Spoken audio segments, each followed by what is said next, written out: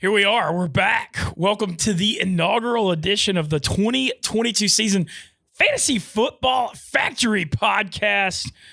I'm Barstool Mintzy, joined by Steven Cheah. And I don't know about you, Mr. Cheah. I'm ready for some football, baby. I'm pumped. I am ready for some football. This is the best time of year. It is mid-July, so everybody is undefeated in both their professional teams. Their fantasy teams are probably waiting to get drafted. Fantasy magazines, online fantasy articles, that type of stuff is consuming you. Maybe you already picked your draft order and you kind of have an idea where you're going to be picking, but you're previewing that. Your team, you feel good about it because you haven't drafted it. You're full of hope. This is the best time of the year. Everyone's undefeated. Yeah, well, I love this time of year in the mid to late July because, we're just Major League Baseball All-Star game just got done. Everybody's just starving for football. Yep. You just could feel it. It's that point in the air where, June's packed. Everybody's got, NHL and NBA playoffs, College World Series of Poker, a bunch of stuff going on. Now, all that's over.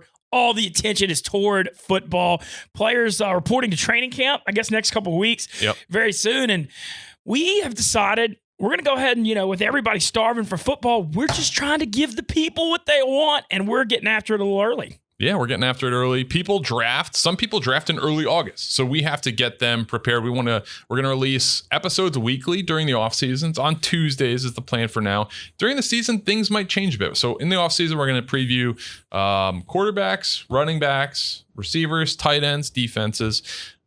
During the season, we're going to change things up a little bit. We're going to focus more on props, which I think is a good lane and a good crossover with our audience. Well, so this is our second year doing this, and I thought there were a lot of good, just being transparent with our listeners, which is part of what's great with Barstool is just keeping it real. I thought we did a lot of good things last year and some other stuff we need to improve on. And what I found, and Steven too, we've discussed at length, people are way more worried about the next week than what just happened the week before. Yeah. And we are going to focus on the props in the Barstool Sportsbook. We had a lot of success. Well, Steven had a lot of success with his Fantasy Football Factory pods or parlays. I probably lost a little bit for us, but the parlay did very good every week. And we're going to focus on prop bets for the upcoming week. And we're going to be shooting, the only thing we're learning still is when those come out. They come out Thursday or Friday. Yeah. What's tough about props is it's not like Thursday at noon. Like they go off of the practice schedule because they need to get a read on injuries. So sometimes it can be Thursday afternoon. Sometimes it can be Friday morning. Sometimes it's Friday night. Sometimes it's Saturday morning. Like it really depends on how many guys are injured, how many are banged up. So it could be a little bit unpredictable. We are going to be here for you when the props are out. Yeah, and we're also going to incorporate a little more gambling this year in point spreads. We feel this show is all about promoting the Barstool Sportsbook, and they go hand in hand. And so look for a little more gambling, a lot of NFL props. And that obviously overlaps with fantasy. Yeah. Oh, yeah. So, yeah, starts, sits as well, but a lot of gambling focused going into the season. But we're back. Oh, we're back, and we're pumped too. And Tom Brady back for you, Tampa Bay. After the crazy offseason where he was retired for 41 days. Yeah. I think it was 40, but okay, who's counting? It was less than his age. It was a tough offseason, but I'm glad that the roller coaster's back on the downswing, and we are in full flight. So let's get into talk about quarterbacks. This is a quarterback preview episode. Quarterbacks are the most important position in real football. In fantasy football, they can kind of take a back seat to other positions depending on your scoring system. And let's talk about those things. So there are two things to talk about here. A, touchdown point value, which is 4 points versus 6 points for passing touchdowns. And that makes a huge difference. Massive. Because if it's 4 points, then you kind of value the rushing yards a lot more. But if it's 6 points for a passing touchdown, you're going to look at those guys who are throwing, in the high 30s, low 40s touchdowns as your moneymakers. But it also depends on what type of league you're in. Are you in a standard 1 quarterback league? Are you in a 2 quarterback league? Are you in a super flex league where you can start 2 quarterbacks if you choose? So a lot of different things. Mintzy, what is your favorite type of league to play in and why? Okay, first of all, I'm a super flex league fan by far. My big league went to the super flex, I believe, about 5 or 6 years ago. And the second you go to it, you can never go back. And here's why. We talk about all the time, the NFL is a quarterback-driven league. So why should fantasy football not follow along?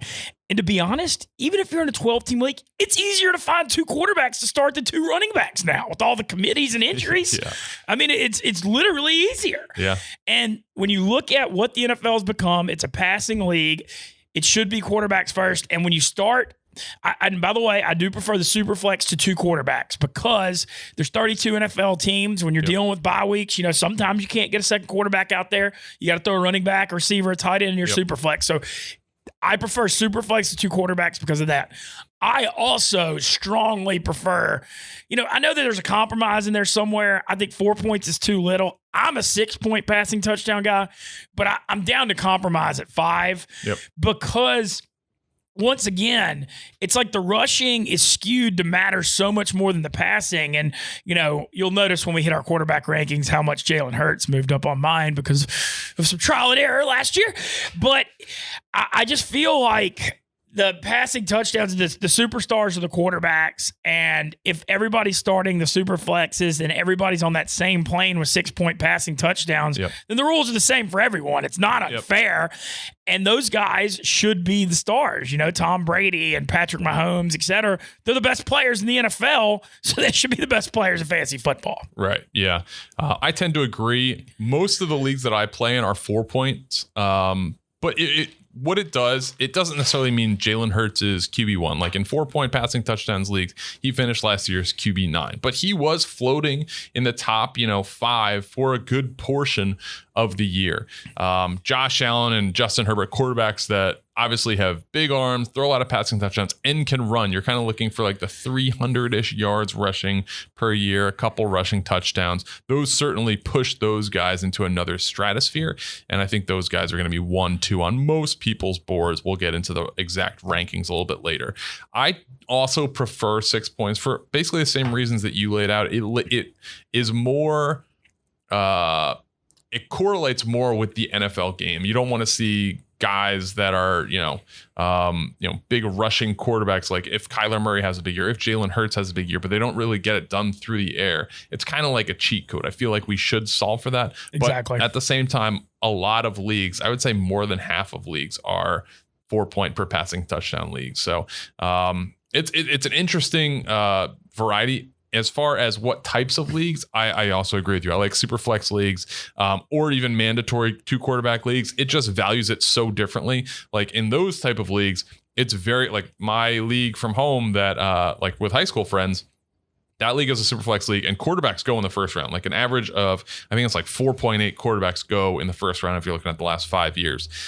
So those are things that you have to look at as far as where guys go, because if it's a 1 quarterback league, your ADP or your average draft position is going to be way lower for guys. And you can wait and get, Ryan Tannehill or finished as QB 12 last year with 268 points. You can wait and get a guy like that, like all the way to the end, because people aren't drafting backup quarterbacks. But if you're talking super flex league or a 2 quarterback league, you got to get those guys early, because if you miss the train, you are screwed. Yeah. And then also when you look at, if you start a 1 quarterback league, look, say you're in a 12-team league, you're 13th and 14 guys this year who mines are like Kirk Cousins, Derek Carr. Yep.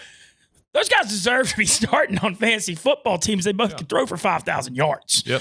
And it's, to me, if you're doing a 1 quarterback league, you're wasting a lot of what makes the NFL great. Yeah. And everyone in their league, I think, is looking for different ways to separate. It could be adding a 3rd receiver spot if you don't have it, adding another flex, things like that. If you just move to either a super flex or mandatory 2 quarterbacks, that really doesn't allow for much parity as far as the best team will almost always win, where it's much less fluky. Yes. And I, in my league, and we're not going to spend much time talking about kickers, but we added the super flex spot and got rid of the kicker. Is what we did. Yeah, I love that. All right, let's talk about the top signal callers in the league. One of the most polarizing, I think, Patrick Mahomes. So yes, this Tyreek Hill no longer there. Travis Kelce, I don't want to say he's on like the back 9 of his career. He's definitely an older guy. He's in his early 30s, but he did have a down year last year compared to his other years. He was coming off a career year, so kind of expected. But where do you rank Patrick Mahomes in your quarterback rankings for fantasy? I have him somewhat low. I have him 6. Okay. But he's been, a lot of people can have him 1, Where do you have him? I have him third, but I will say it's not a confident third. And y'all all know, I mean, I'm literally I'm the biggest Patrick Mahomes fan at Barstool by far. And I've had him on my fantasy teams the last 3 years. Even with having him third, I will not be paying the price to get Patrick Mahomes in my auction this year. You're going to pay for the name too. Well, it's just when you look at the situation, so much of what makes KC great was that when you had Tyreek Hill over the top and Kelsey work in the middle, how do you account for all of it? Yep. And last year we actually saw them in that funk a little bit to start the year before they figured it out. You lose Tyreek Hill, you're losing so much of what made Mahomes great were those scramble plays where he could hit Hill for 70-yard touchdowns. Yep. I mean, that explosiveness was just so unique, and that's going to be gone. And now you look at him. I mean, why would teams not triple team Travis Kelce this year? Right. I mean, you are not going to let Kelce beat you. You look at the rest of that receiving core. Yeah, they added Marquez Valdez-Scantling. Juju Smith-Schuster could be good. We'll see. He's got a lot to prove. McCole Hardeman's been very erratic at best. Would not bet on that. No, absolutely not. He fumbles and he drops the ball all the time. So, I mean, there's a lot more questions than answers. And hypothetically, Andy Reid, great coach, Mahomes, great quarterback. We could see them. Maybe it takes till week 8, 9, or 10 to get it together. Well, if that's what the case is, that's going to be 70 or 80% of your fantasy season before they figure it out. And I don't know. I still think Mahomes is going to be real good. I'm not saying that. But as far as paying the premium for him to be the number one quarterback in fantasy, I'm in a league where you get $200 in an auction. I had to spend like $55 on him last year. I'm not doing it this year. Yeah, I would agree. I'm pretty low. He does run a little bit though. He does. He'll give you those 300-400 yards rushing. We could see a little bit of that elevated this year without those receiving options. Obviously Tyreek Hill, the big one that left. Byron Pringle also gone. Last year, if you look at it, he finished QB4. So he's never, I don't believe he's ever been QB1. I think he was the one year he threw for the 5,000 and the 50 touch. Yeah, the first year. It was his first year starting, his second year of the league. He just went nuts. That's a good But he finished QB4. But remember, he was struggling. I mean, they were 3-4 after that Buffalo Sunday night game last year. Yeah, I just feel like you have more reliable options that have safer floors than him. Well, and it's also fantasy. It's not just about rankings. I mean, it's about value. Yeah. And, you see a lot of the tiered list. And the thing with Mahomes, like say he ends up 3, 4, or 5, the premium you're going to have to pay to get him is not worth it. Like, I feel like it's almost like you're a year late on him this year if you get him. And, hopefully I'm wrong and he just shoves it up my butt. But I just don't think the value is there with what you're going to have to pay to get him. Yeah. Let's talk about a guy that was ranked one ahead of Patrick Mahomes last year in 4-point passing touchdowns leagues, and that's Tom Brady. Age 45, finished QB3 last year, 380 points. I have him ranked 3 again this year. You're a bit lower on him. You have not too low. I mean, I still have him at 6. Yep. I mean, it's not like, he's still in that same tier. And, I know everybody keeps bringing up, he's 45 this year. Look, I'm willing to take the risk that Brady, the 1 out of whatever shot it is, 10 or 20 that he falls off a cliff. I'm willing to take that risk because he has such command of this offense. Now he's in Tampa. He's used to the whole situation now in year 3. And, Mike Evans and him, I feel like have, gotten better with Mike the chemistry. Evans is going to have down the field. Chris got the questions with Brady this year is like last year when you looked at Tampa, when they have Mike Evans, Chris Godwin, Antonio Brown, and Rob Gronkowski, there's just no way you can match up for all these guys. Yep. The only way you could stop them is if you destroyed them at the line of scrimmage and their O-line got a lot better. Yep. That was literally it. That was the only path, was you just had to beat them up front. Well, now this year it's a little different. Godwin's coming off that torn ACL, which Cheah is certainly still a little salty about. No Antonio Brown's long gone after that blow up in the Meadowlands. Gronk currently retired. I feel like week 10 we're going to be seeing Gronk. But regardless of that, my question with you being the Tampa fan, it's not about Brady regressing. I think he's still that good. It's just, other than Mike Evans, does he have enough help to keep putting up these numbers? Yeah, so one of their big signings this offseason was Russell Gage, who I feel like a lot of fantasy owners are going to know. He was a productive waiver ad typically. No, we had him a PPR, especially. Yeah. So he was a good player. He hasn't really, at the latest reports where he was struggling to pick up the offense. I think he's going to get there, but again, this is going to take time. Tom Brady last year, 43 touchdowns, 12 picks. His first year, 40 touchdowns, 12 picks. So I think you're looking, actually, one of my favorite props is Brady. I think it's over 33.5 or 34.5 passing touchdowns. Yeah, which feels wild. Yeah, that does feel low. Yeah, it's over 34.5 passing touchdowns, which is minus 112 in the Barstool Sportsbook. 40 touchdowns, even in his first year. I'm looking for him to be the high 30s, 40s mark. And I also think he's a fairly good bet for MVP just because he hasn't. He could have. Honestly, there's a lot of arguments that he should have won it last year. Yeah. But I feel like, with this probably being his last year, there's going to be a big, groundswell of support for him to. What do you think about the not having? Is no Arians? It doesn't matter. Brady runs. No, Byron Leftwich is the offensive coordinator, and he's been the one that's been most closely linked to Brady. So I don't think he's going to really see a fall off there. A guy who did see a fall off the last 2 years, really, but especially last year, he finished as QB 16. In 4-point passing touchdowns leagues, which would favor him, you'd think. And that's Lamar Jackson. Where do you have him ranked? I have Lamar second, and I know that seems outrageous. And I have him second in 4-point passing touchdown leagues. He's in a contract year this year, and that means he's going to run way more. And I also think Baltimore, they had one of those seasons from hell last year. They had all their running backs were out by week 1. I thought that hurt them. I think they're going to get back to the ground game a little more. I know Marquise Brown's gone, but I still look for Rashad Bateman to step up. I know they've got really high hopes with him. They still have Mark Andrews working in the middle of the field. And honestly, like I said, I'm going to get flack because I have him 2, and that seems high. My 2 through 5 or 6, I couldn't decide.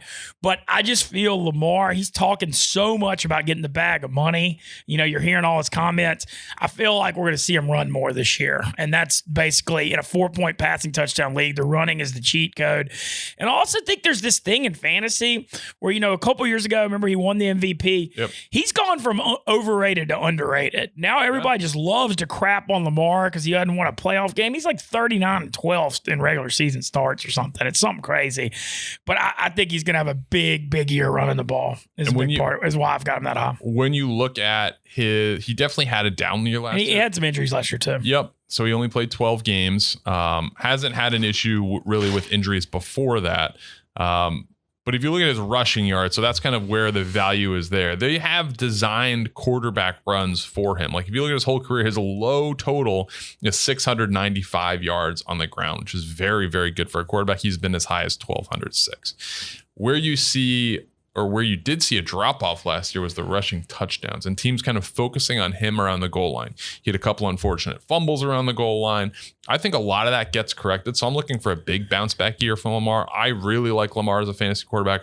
Not as much as you this season, but I still have him as my quarterback 5. I think he's a really, really good quarterback. I have him above Mahomes. No, like I said, I want to reiterate, so much of the list is tiered, and Lamar 2 through Mahomes and Herbert. That's my second. It's interchangeable. And then take it. I've been a Lamar owner for a couple different years. He is super fun as your fans because he is the show. He is the one that is going to be driving them down the field. He's going to be running the ball a ton. A lot of times, not last year, but 2 rushing touchdowns. But in previous years, 5-7 rushing touchdowns, which is huge. I think he gets back on that track this year. I don't know if he's going to be an MVP based on his receiving core and his support, but I think he can certainly be a top 5 fantasy quarterback. Let's talk about last year's MVP, two-time reigning MVP, Aaron Rodgers. Or 2 in a row, right? 2 in a row. I believe he has 3 overall. But Aaron Rodgers, how do you feel about him? No Devonte Adams, which was kind of a cheat code because around the goal line, he would just pop up and throw it to Devonte Adams, and Devonte Adams will score from 1 yard out. I feel like all the time. Well, Aaron Rodgers and Tom, you could say this for Brady, and I'll say it for Joe Burrow too. No one is affected more by the 4-point passing touchdown thing than him. Yeah. Because the thing with Rodgers, that's the dirty little secret about Green Bay, is he doesn't throw for that many yards. Yep. He's never a 5,000-yard guy. He's a guy that's efficiency will blow you away, but They try to run the ball. They try to be balanced. They've invested heavily in Aaron Jones and A.J. Dillon to be part of that backfield. They run a lot of play action, and they're playing with leads a lot. They're not playing from behind. Yep. He's not throwing 40 passes a game. So, he still throws a crap ton of touchdown passes, but he throws for 220, 250 yards all the time. Yep. And so when you're in a 4-point, there's nobody that's better in real life versus where they are in fantasy than Aaron Rodgers. I still believe I have him like 11. Yep. The Davante Adams thing's going to hurt him, but he's still Aaron Rodgers. And I feel like, yes, it hurts him, but they'll figure that out. What'll be interesting is, and we'll get into this in the receivers in a couple weeks, is like what guys step up to fill that vacuum. But I still think, he's just Aaron Rodgers, so I still have got him 11. However, I don't have him any higher. I don't have him in the top 10 because of the 4-point passing touchdown thing. He doesn't run enough, and then he doesn't throw for enough yards. Yeah, similar to you, I have him ranked 10th. I just don't love him without Devonte Adams. And again, I think you touched on it perfectly. He doesn't throw. He's never even thrown for 4,500 yards in his career.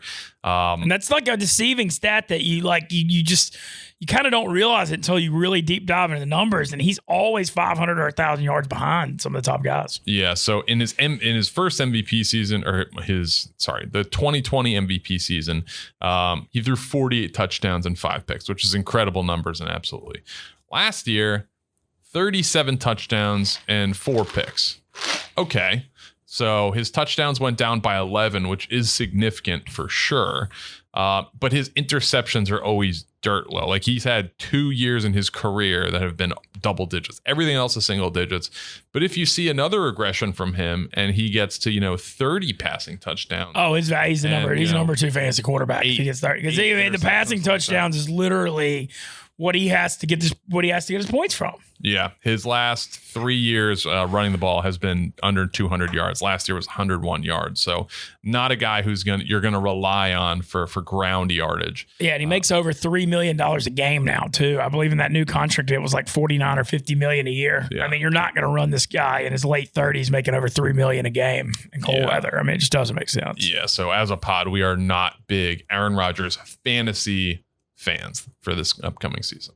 Let's talk about guys we are fans of, though. Second-year quarterbacks. So we had, obviously a big quarterback draft last year. Trevor Lawrence, Zach Wilson, Trey Lance, Mac Jones. So what are some guys that you see, second-year guys, Justin Fields, that can take a leap from year 1 to year 2? Because nobody really blew our doors off, year 1. Yeah, well, Mac Jones won, but he's a lot more of a real-life quarterback than fantasy because he can't move either. Right. He finishes QB 18 in fantasy. Yeah, and I'd expect more of the same with him just because their weapon, I don't like their receiving. A lot's been made about how bad New England's drafted wide receivers going back to 2010, and especially with how good college receivers are now transferring to the NFL.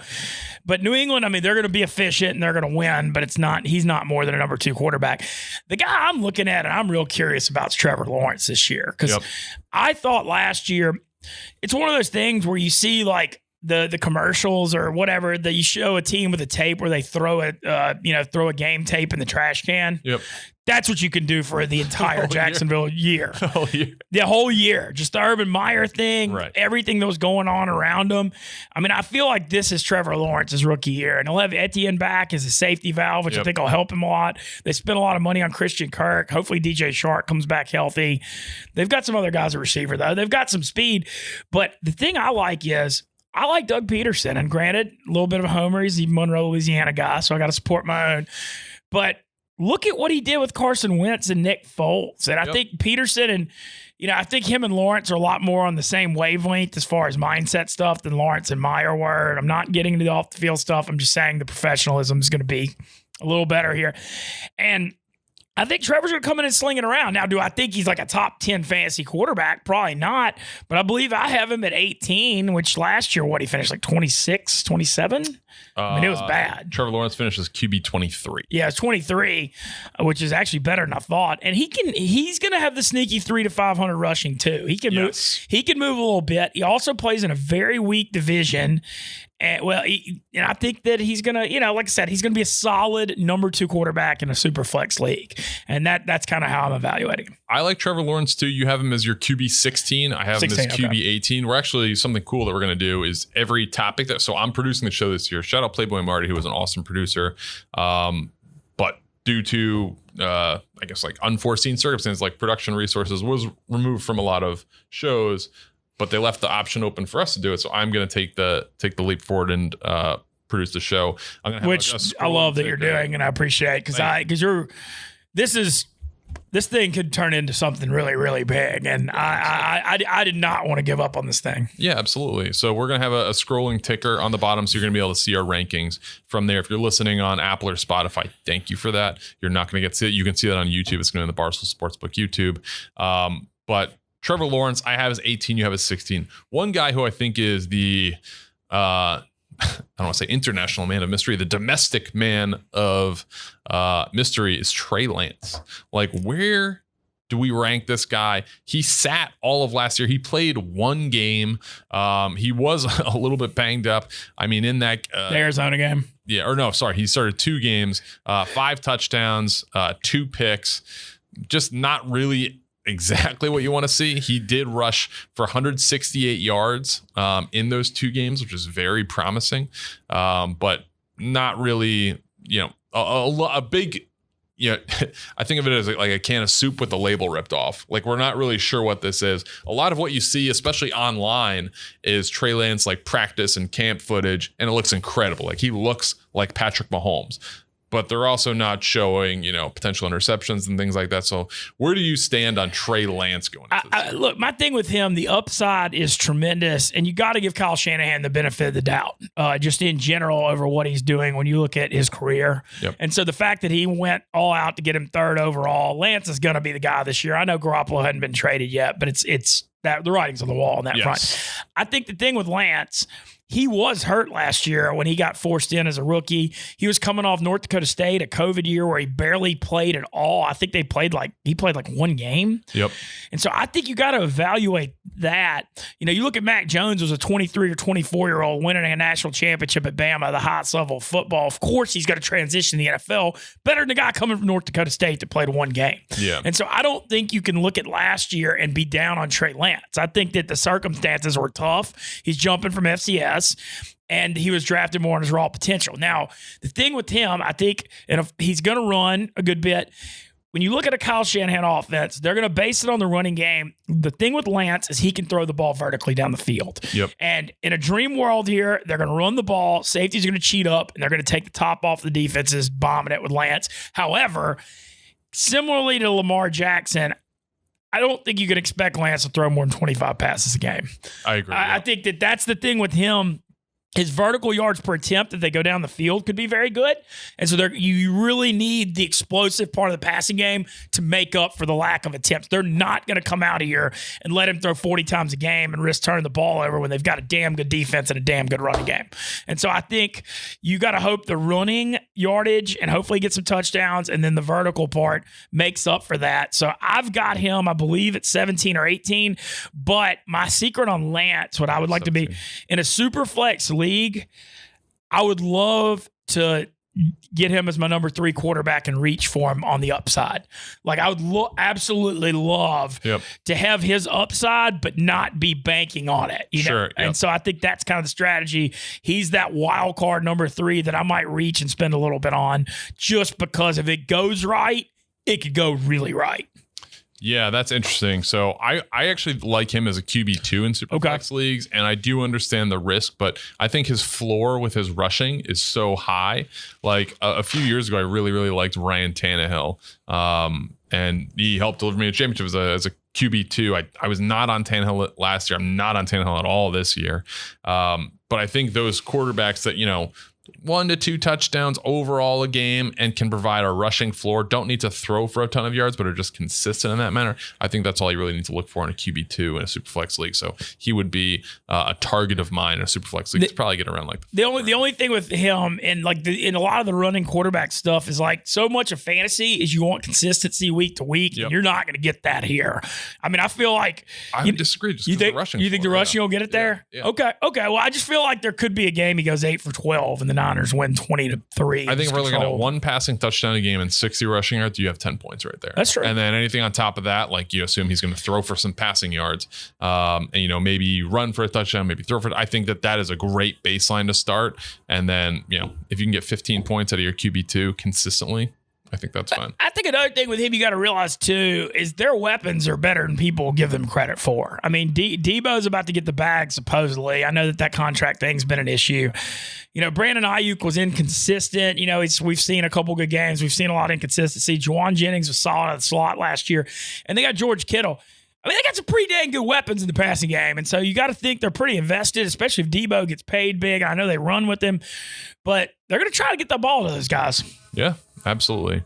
All right, so let's go over our rankings, and I'm going to bring these across the bottom ticker. I've kind of been focusing on our individual topics, but our rankings will now be going across the bottom ticker. So we're slightly aligned. So our top 7 include 6 guys in common. We're different on a few guys. One guy I want to talk to you about is Justin Herbert, because I have him as QB2. I almost put him as QB1. You could probably hear these sirens going off in the background. We are in New York City right now. Shout out All Business Pete for the soundproofing on the pod rooms. I have Justin Herbert as QB2. I almost put him as QB1. He finished with 380 fantasy points last year and 4-point passing touchdowns, 22 behind Josh Allen. I would have put him at number 1, but I do not like his schedule going down the stretch. In the fantasy playoffs, I had this up. Where did it go? In the fantasy playoffs, here's who he has. So it would be home against the Dolphins, home against the Titans, at the Colts. Home against the Titans, at the Colts, and home against the Rams. I don't think those are great. As we see it right now, I don't think that's a very favorable matchup for the playoffs when you need him to show up big. The Colts have a very good defense. Kenny Moore is a really, really good corner. Darius Leonard. They've got, DeForest Buckner inside. I think that they're a better than average defense. The Rams, I do not want a part of in championship week. And the Titans could be frisky. They have a pretty good defense. I think it's defense and running the ball. I don't think that's going to be a very high scoring game. So when I look at that kind of moved the needle for me with Justin Herbert moving down to 2, but I did not want to put him lower than that just because I think his ceiling is absolutely QB1 and very proper. I have him at number 4, but I want to reiterate enough. I mean, there are takes I'm willing to go to the grave for, and I'm not anti Justin Herbert. I mean, like I said, my 2 through 5 you could interchange. Yep. I love what I saw out of him last year. Just watching him play, man. You just watch him, and he's got the it thing, man. The way he throws the ball, and they got. Mike Williams stepping up finally last year was a big, big thing because how, they need him to stay healthy. That's one thing you're banking on. That's, you never really know. But I feel very good about it. Herbert has the sneaky, 300 to 500 rushing and can run a little bit too. So, look, not a hater at all. I mean, I like him as well. I didn't quite have him ranked number 2, but it's not because I don't like him. Yeah. Personally, I have Josh Allen 1A, Herbert as 1B. Okay. Another guy that let's see a little bit different on is Joe Burrow. So you have him 5th overall. I have him 8th. I like Joe Burrow. I just like a couple guys more. How do you feel about your guy? So the reason I like Burrow more, I think, so last year he was coming off that really, really bad knee injury coming into the year. And they had to ease him in. And I know we saw the Titans playoff game where he got sacked 9 times, and that's not good. However, this year they finally beefed up the damn offensive line, and that's been the Cincinnati problem. I mean, that was what got him hurt his rookie year. Last year he took all these shots. They literally made that their top priority this offseason, and that's going to help him a ton. And then, I remember a year ago, remember the stories at this time last year, Jamar Chase couldn't see the laces of the NFL ball. Jamar Chase is a freaking badass, and we'll get to that in the receiver thing in a couple weeks. I think people are really underrating him, which is crazy after the year he just had. But now you got Chase adjusted to the NFL. You've got T. Higgins. You still got Boyd. You got mixed out of the backfield. Toward the end last year, they were opening up more with Burrow. Remember the 2 Ravens games last year? Granted, when the Ravens had all the COVID, so they might as well have me and you out there in the secondary. But they really opened it up as the year went on and trusted Burrow more and more. I think that he is just going to light it up this year with the weapons they got. And now that they trust their offensive line more, I think that they're going to be able to throw a little more. And Burrow being healthy going into year 3, I mean, just you look at his career at LSU and now he got a Bengals the Super Bowl. Like, what can this guy not do? I mean, literally. And they've got the right weapons too. And Chase and Higgins, I mean, I think he's going to chunk the crap out of the ball. Burrow, though, I do reiterate, he might quarterback sneak a couple touchdowns, but another one of those guys that the 4 touchdown thing does hurt. But I think the yardage totals could come way up this year. Yeah, that's why I kind of dinged him and, dinged him. I mean, I had him 8th overall, but 34 touchdowns, 14 picks last year, threw for 4,600 yards. Very, very good year. A couple rushing touchdowns on the ground. He finishes QB 8. So, if he is going to move it up, like his ceiling is maybe, QB 4, QB 5, like the difference between QB 4 last year, Patrick Mahomes, 365 points, and Joe Burrow, QB 8, 320 points is pretty large. That's talking, three a week, 3.5 points a week. Yeah. So I just don't know with it. It's not like he can't run because, we saw it in the game against Kansas City. He's running, for first downs when he needs to. I just don't think, especially, given the big injury he had, a couple years ago, and obviously they've helped with the offensive line. Shout out Alex Kappa, the new right guard from the Bucs. They should be better up front, and they obviously have great receivers. I just question how high his ceiling will be.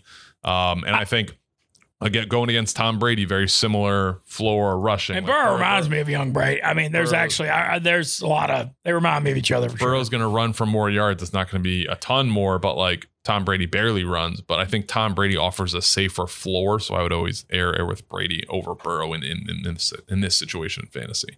One other guy we see very differently is Russell Wilson. Yes, I'm ready for this debate. So you have him 14 overall. I have him 7.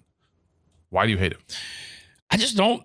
We're gonna. So this year he's in Denver, new situation, lot better weapons, no doubt about. Yep. Well, I mean, he had DK and Lockett, but he didn't have an O-line. He literally hadn't have an O-line for years. Denver is an upgraded O-line over Seattle, but I just point blank, I want to see more consistency throwing the football week to week. I've seen so many games, and maybe we're gonna find out if it's a Seattle thing or a Wilson thing. But I've just seen so many games where Wilson just doesn't wake up till the late third quarter. And, I've just through the years, these Seattle games that are, 10-7 with 3 minutes left in the third happened over and over and over again in his career. And you'd see these great fourth quarters when the defenses would kind of wear out, chase them around. The pass rushers would get tired. Yep. And so you'd see him go off in the fourth.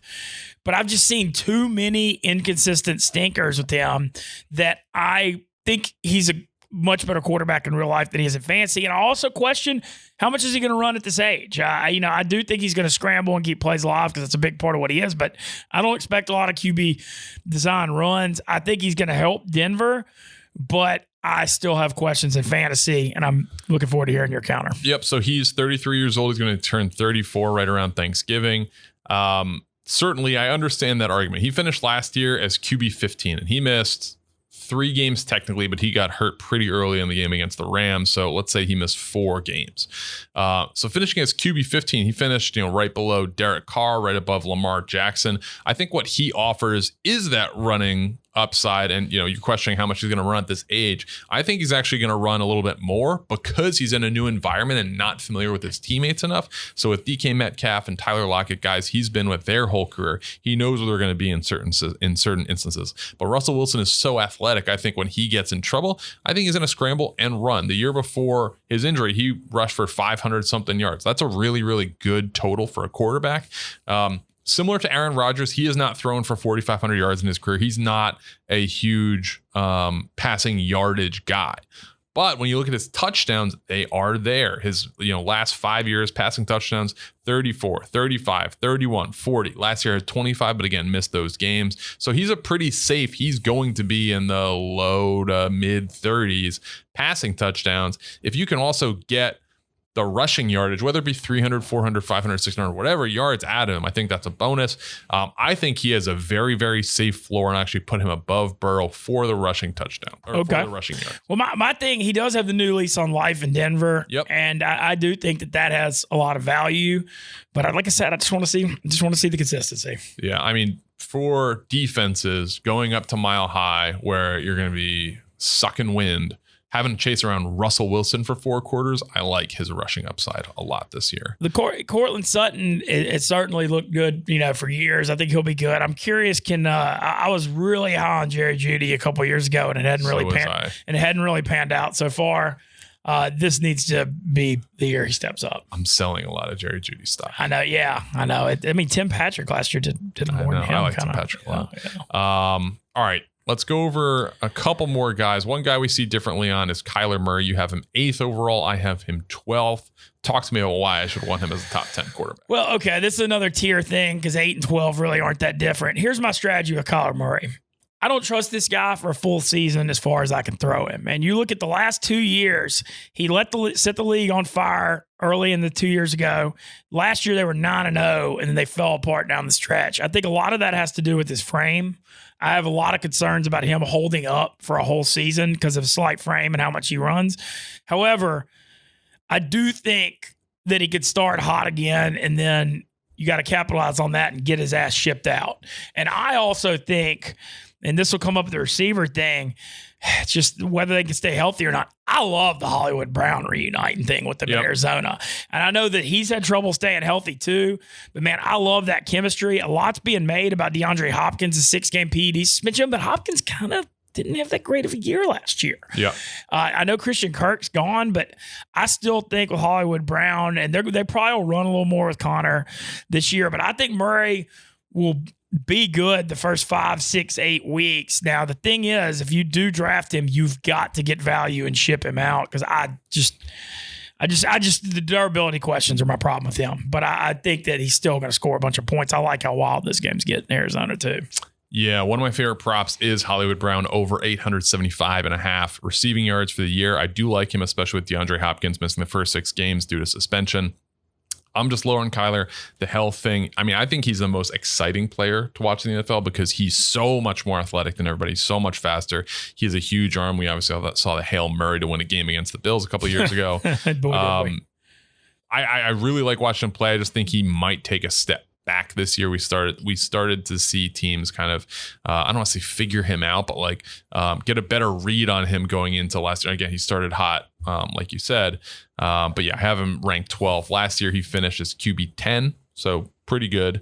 Top 10 quarterback. I could see him absolutely being in that range again, but you got to factor in the health. All right, let's just talk about a couple other guys. Who are some guys? You're pretty high on Ryan Tannehill. You have him at QB 15. I do not have him ranked in my top 25. So my thing on the Tannehill thing, I mean, obviously AJ Brown leaving's not good news. I mean, when you finished as QB 12 last year. Well, last year though, Derrick Henry and AJ Brown were out a ton of that season, and he still finished as QB 12. Yep. The thing with Tannehill, the sneaky 300 to 500 rushing, and he ran for 7 touchdowns rushing, I believe, last year. Yep. I don't know if he'll do that again, but what I think is everybody is jumping ship after A.J. Brown left. I'm hoping Derrick Henry stays healthier this year because when Henry and A.J. Brown were out, they were having trouble scoring 10 points. I mean, they literally had no weapons. But when Henry's in there, Tannehill's effective with the play action. And I'm buying the Treylon Burks, Robert Woods combo as being a little better than other people are. Woods tore his ACL in early November, but he's a good threat. And Burks is a little banged up going into camp. They think he's going to be good going to camp. They drafted him to replace A.J. Brown. I thought he was spectacular at Arkansas. I don't think the quarterback, KJ Jefferson could run, but he wasn't that good of a passer. I saw enough out of Burks to think he's something.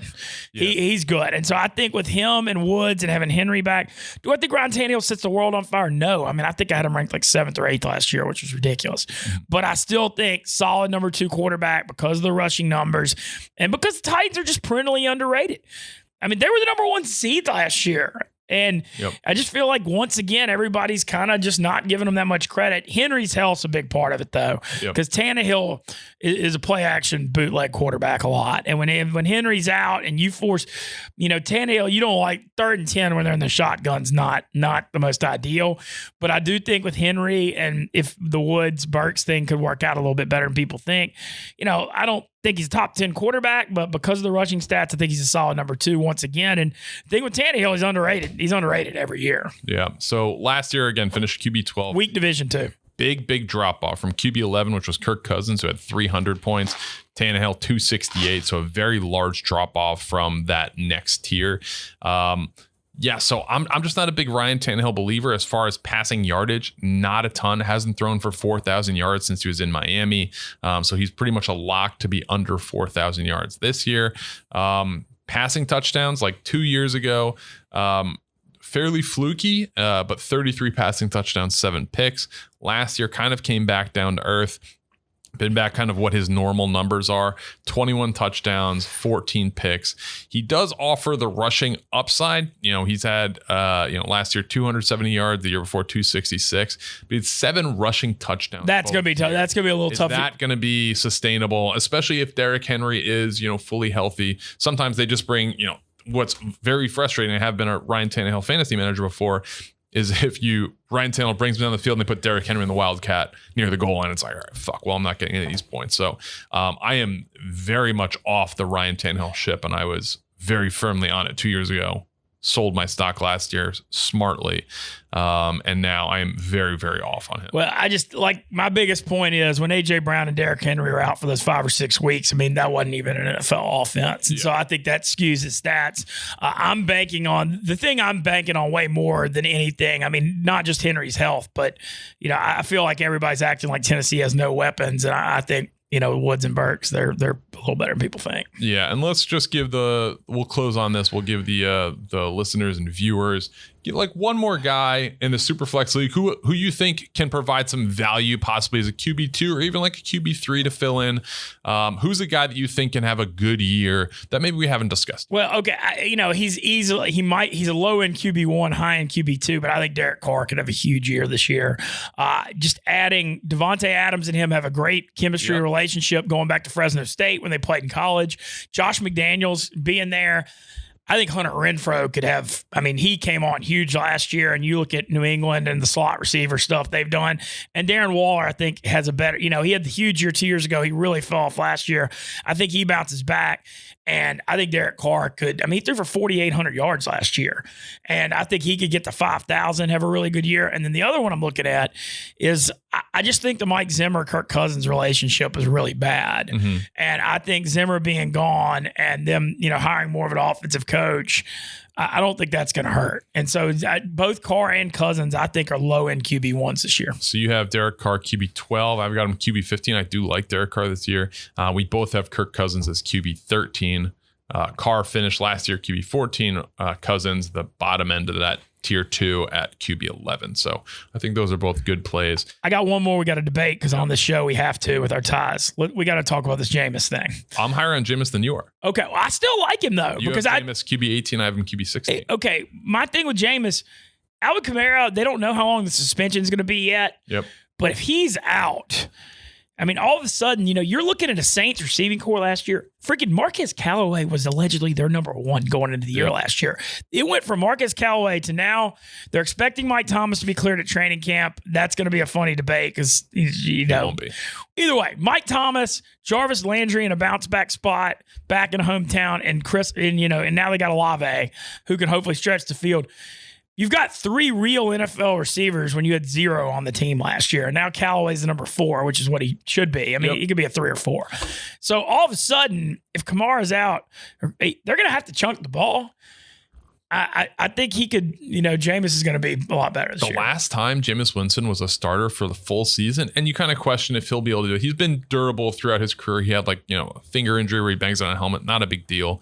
Obviously the ACL last year, you see him in camp now, and he's got, the bulky knee brace and stuff like that. So we're assuming full health. But the last time he started for a full season, he finished as QB2 in fantasy. He's a kingmaker because he's going to throw for a ton of yards because he's going to make a ton of mistakes. So you get dinged, whatever your league scoring setting is, -2, -1 for an interception, -2, -1 for a fumble, whatever it is. He has to make that up typically on his own. So he threw for over 5,000 yards with the Bucs. He threw, he's in the 30-30 club. He threw 30 picks, but he threw 33 touchdowns too. He can run. He'll probably give you that 300 rushing yards per year, depending on his knee. So I like him as a fantasy quarterback. I would not want to tie my hopes to him to win a Super Bowl, but as far as fantasy football, I am higher on Jameis Winston than you. My only thing with him is the Saints have one of the best defenses in the league, veteran group. I feel like I don't want to say there's going to be a big leash on him pushing the ball down the field with the turnovers, but they're not going to want him. I mean, of course, you don't want your quarterback to have 30 interceptions. That isn't rocket science. But I feel like they really think with their defense, as long as they don't get slaughtered in the turnover game, that defense is going to keep them in it. Yeah. If you're in a league where interceptions and fumbles are -1, I would move him up even higher than this. I'll just talk about two guys that I like really quickly. I think Tua takes a step forward this year. You have him as QB 21. I have him as QB 19. I think they're just catering this offense around him, like Jalen Waddle, Tyreek Hill. very, very fast receiver on the outside, had a really good rookie year. And then Tyreek Hill's yardage, his line is 1,025 for the year, which is wild. Like, they put out the Tua underthrow on the Tyreek Hill deep ball. Tyreek Hill saying, they put that on purpose just so people can underestimate them, whatever that is. I think Tua takes a step forward this year. I think they're going to know how to coach. I think he's a guy that can succeed with a limited playbook. Like, they have to run an RPO offense basically. But I think Tua is a guy who can get the ball out quick, get the ball to his playmakers and his point guard. So I like him as a low end QB2. I have him 19th overall. So I'm not saying he's build your team around him, but I like him to take a step forward. My question on him is the durability. Yeah. I do think he should do pretty good in this offense. I know his deep ball's not great, but what'll be fascinating with McDaniel coming from San Fran and the way he used Debo, we've never seen anything like having Hill and Waddle. Like, all the misdirection, end arounds. I think you're going to see a lot of shallow crosses because that's what Bama ran a lot when they had Henry Ruggs and Judy. Yep. And I think you're going to see a ton of that, just trying to hit them in stride, in space, and letting them accelerate. So it's just, that's one of those things. It's just going to be a fascinating offense to follow because we've never really seen an NFL team have two guys like Hill and Waddle. Like, a lot of times you'll have one guy that's like that, but having two to account for is going to be fascinating. I don't think two is that good, but I do love Hill and Waddle. But like I said, the durability is still a little bit of a question for me. Yep. And then one more guy I want to touch on. You have him as QB 22. I have him as QB 17. He did not finish in the top 25 scoring QBs in fantasy last year. It's Daniel Jones. I like him a lot. I am buying all the Daniel Jones stock right now. Brian Daboll's the new head coach. I think he is a smart guy. He got Josh Allen to where he is. And I don't think that Daniel Jones is going to take a Josh Allen year 3 jump where he went from, an average quarterback to an elite quarterback. But I think he can turn into a serviceable fantasy option. You look at his numbers over the past few years, horrific. From a fantasy perspective, 11 touchdowns, 10 picks, 10 touchdowns, 7 picks. Awful, awful, awful. The Giants did not put a good supporting cast around him. They did not have good coaching. His rookie year, 24 touchdowns, 12 picks. He's also a guy who's going to be right around 300 rushing yards. So he's going to give you that floor. If now that he has weapons and you're depending on Saquon being healthy, they got Kenny Galladay, hopefully healthy for a year. Kadarius Toney is hopefully healthy. Kadarius Toney, when he was on the field last year, was lights out.